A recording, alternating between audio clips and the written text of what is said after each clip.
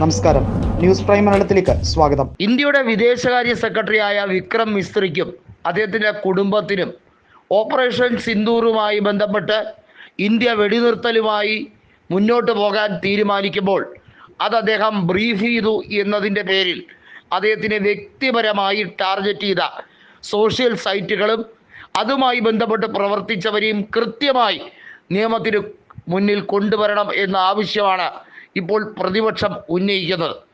അവർ നടത്തിയത് രാജ്യദ്രോഹമാണ്.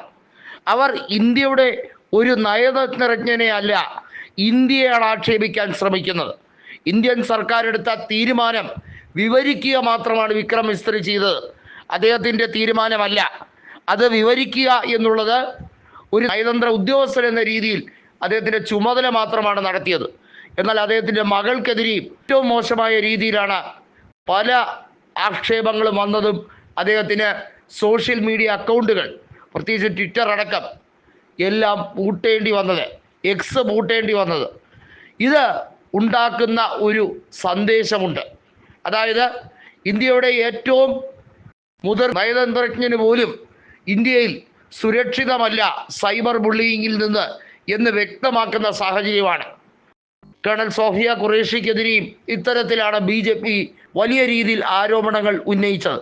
അതായത് മതസ്പർദ്ധ വളർത്തുക, സങ്കുചിത ചിന്താഗതി ഉണ്ടാക്കുക, രാഷ്ട്രീയ മുതലെടുപ്പ് നടത്തുക, ഇതൊക്കെയാണ് കേന്ദ്രമന്ത്രിസഭയ്ക്ക് പ്രത്യേകമായി താല്പര്യമെന്ന് തോന്നുന്നു എന്നാണ് പ്രതിപക്ഷം പറയുന്നത്.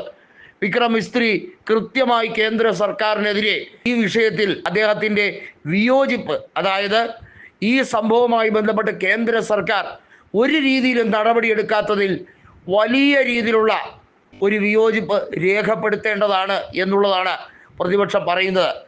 അദ്ദേഹത്തിനെ പോലൊരു വ്യക്തി ഒരിക്കലും ഇന്ത്യയുടെ സേവനത്തിൻ്റെ മുൻപന്തിയിൽ നിൽക്കുന്ന ഒരു വ്യക്തിക്ക് ഒരിക്കലും ഇങ്ങനൊരു അപമാനം നേരിടേണ്ടി വരരുത്. അതൊരു വലിയ തീരാ കളങ്കമായി BJPക്കും നരേന്ദ്രമോദി സർക്കാരിലും അവശേഷിക്കുകയാണ് എന്നുള്ളതാണ് പ്രതിപക്ഷം ആരോപിക്കുന്നത്.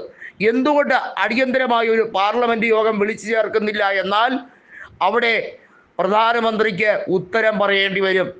ഇന്ത്യ രാജ്യത്ത് മൂന്നാമതൊരു ശക്തിയുടെ ഇടപെടൽ ഉണ്ടായിട്ടുണ്ടോ, വെടിനിർത്തലുമായി ബന്ധപ്പെട്ട് ഭീഷണിപ്പെടുത്തിയിട്ടുണ്ടോ തുടങ്ങിയ വലിയ ചോദ്യങ്ങൾ നേരിടേണ്ടി വരും. ട്രംപിൻ്റെ അവകാശവാദം ശരിയാണോ എന്ന് പറയേണ്ടി വരും. ഇതുമായി ബന്ധപ്പെട്ട കാര്യത്തിൽ വിദേശകാര്യ വക്താവ് തന്നെ അത് തള്ളിക്കളഞ്ഞിരിക്കുമ്പോൾ എന്തുകൊണ്ട് US അംബാസഡറെ വിളിച്ചു വരുത്തി അദ്ദേഹത്തിനോട് ശക്തമായ ഭാഷയിൽ എതിർപ്പ് രേഖപ്പെടുത്തിയിട്ടില്ല? കേന്ദ്ര സർക്കാർ ഇവിടെ ഡബിൾ സ്റ്റാൻഡാണ് എടുക്കുന്നത്, ഇരട്ടത്താപ്പാണ് നടത്തുന്നത് എന്നുള്ളത് പ്രതിപക്ഷം ഉന്നയിക്കുകയാണ്. അവിശ്വാസം കൊണ്ടുവരാനാണ് പ്രതിപക്ഷത്തിൻ്റെ നീക്കം. അടിയന്തരമായുള്ള സമ്മേളനം അത് വിളിച്ചു ചേർത്തില്ലെങ്കിൽ ഞങ്ങൾ ശക്തമായി മറ്റ് ബദൽ നടപടികൾ ആരംഭിക്കുമെന്നാണ് പ്രതിപക്ഷം ഉന്നയിച്ചിരിക്കുന്നത്.